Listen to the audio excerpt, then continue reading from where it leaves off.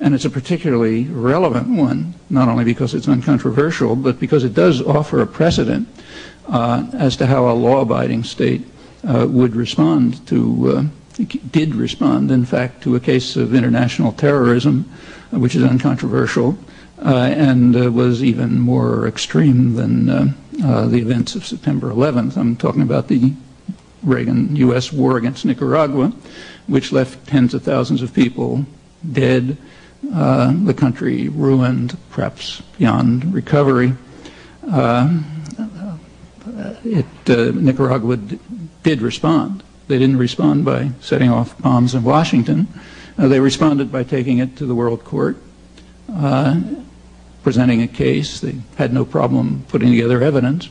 The World Court accepted their case, ruled in their favor, ordered the condemned what it called the unlawful use of force, which is another word for international terrorism, by the United States, ordered the United States to terminate the crime and to pay massive reparations. The United States, of course, dismissed the court judgment with total contempt and announced that it would not accept the jurisdiction of the court henceforth. Nicaragua then went to the UN Security Council, which considered a resolution calling on all states to observe international law. No one was mentioned, but everyone understood.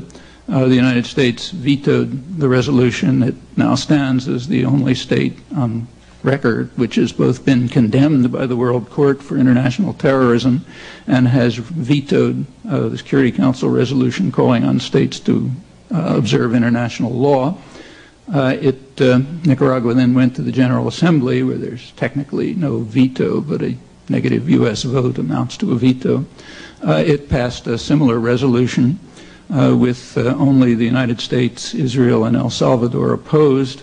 The following year, again, this time the United States could only rally Israel to the cause, so 2 votes opposed to observing international law.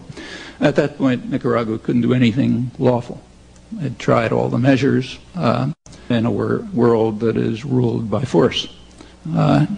This case, I must say, is uncontroversial, but it's by no means the most extreme. It's also we gain a lot of insight into our own culture and society and what's happening now by asking how much we know about all this and how much we talk about it, how much you learn about it in school, how much it's all over the front pages. And this is only the beginning. The United States responded to the World Court and the Security Council by immediately escalating the war very quickly. That was a bipartisan decision, incidentally. The terms of the war were also changed. For the first time, there were official orders given, to the terrorist army to attack what are called soft targets, meaning undefended civilian targets, and to keep away from the Nicaraguan army. They were able to do that because the United States had total control of the air over Nicaragua and was able to the mercenary army was supplied with advanced communication equipment. It wasn't a guerrilla army in the normal sense, and could get instructions about the disposition of Nicaraguan army forces so they could attack agricultural collectives, health clinics, and so on, soft targets, with impunity. Those were the official orders. What was the reaction? It was known, and there was a reaction to it. The policy was regarded as sensible by left liberal opinion. So Michael Kinsley, who represents the left in mainstream discussion, wrote an article in which he said that we shouldn't be too quick to criticize this policy, as Human Rights Watch had just done. He said a sensible policy must meet the test of cost-benefit analysis. That is, and I'm quoting now, an analysis of the amount of blood and misery that will be poured in and the likelihood that democracy will emerge at the other end. Democracy, as the U.S. Understands the term, which is graphically illustrated in the surrounding countries. Notice that it's axiomatic that the United States, U.S. elites have the right to conduct the analysis and to pursue the project if it passes their tests. And it did pass their tests. It worked. When Nicaragua finally succumbed to superpower assault, commentators openly and cheerfully lauded the success of the methods that were adopted and described them accurately. So I'll quote Time magazine just to pick one. Lauded the success of the methods adopted to wreck the economy and prosecute a long and deadly proxy war until the exhausted natives overthrow the unwanted government themselves with a cost to us that is minimal, and leaving the victims with wrecked bridges, sabotaged power stations, and ruined farms, and thus providing the U.S. candidate with a winning issue, ending the impoverishment of the people of Nicaragua. The New York Times had a headline saying, "Americans united in joy at this outcome." That's the culture in which we live, and it reveals several facts. One is the fact that terrorism works. It doesn't fail. It works. Violence usually works. That's world history.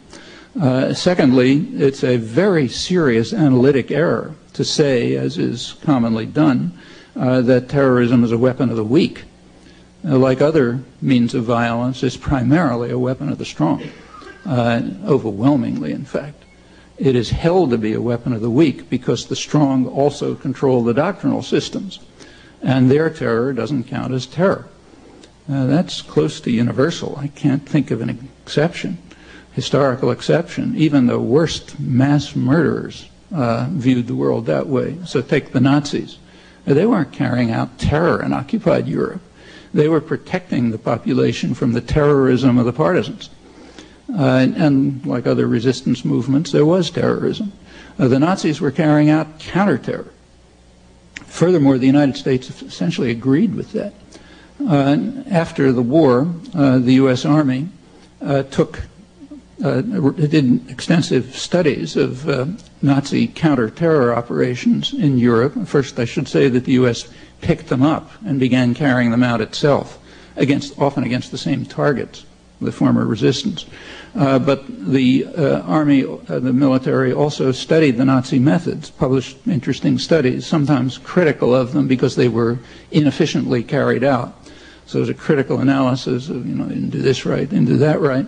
But those methods, with the advice of Wehrmacht officers who were brought over here, became the manuals of counterinsurgency, of counter-terror, of low-intensity conflict, as it's called, and are the manuals and are the procedures that are being used.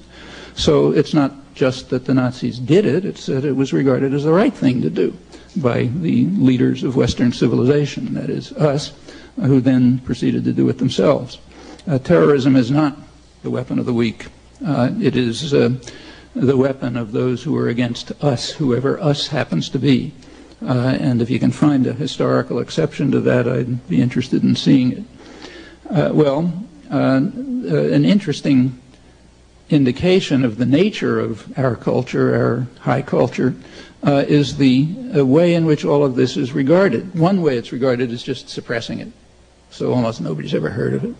And the power of American propaganda and doctrine is so strong that even among the victims it's barely known. I mean, when you talk about this to people in Argentina, you have to remind them before they say, "Oh yeah, that happened. We forgot about it." It's deeply suppressed. The sheer consequences of monopoly of violence can be very powerful in ideological and other terms. One illuminating aspect of our own attitude toward terrorism, is the reaction to the idea that Nicaragua might have the right to defend itself. Actually, I went through this in some detail with database searches and that sort of thing. The idea that Nicaragua might have the right to defend itself was considered outrageous. There is virtually nothing in mainstream commentary indicating that Nicaragua might have that right. And that fact was exploited by the Reagan administration and its propaganda in an interesting way. Those of you who were around at that time will remember that they periodically floated rumors that the Nicaraguans were getting MiG jets from Russia. At that point, the Hawks and the Doves split. The Hawks said, "Okay, let's bomb them." The Doves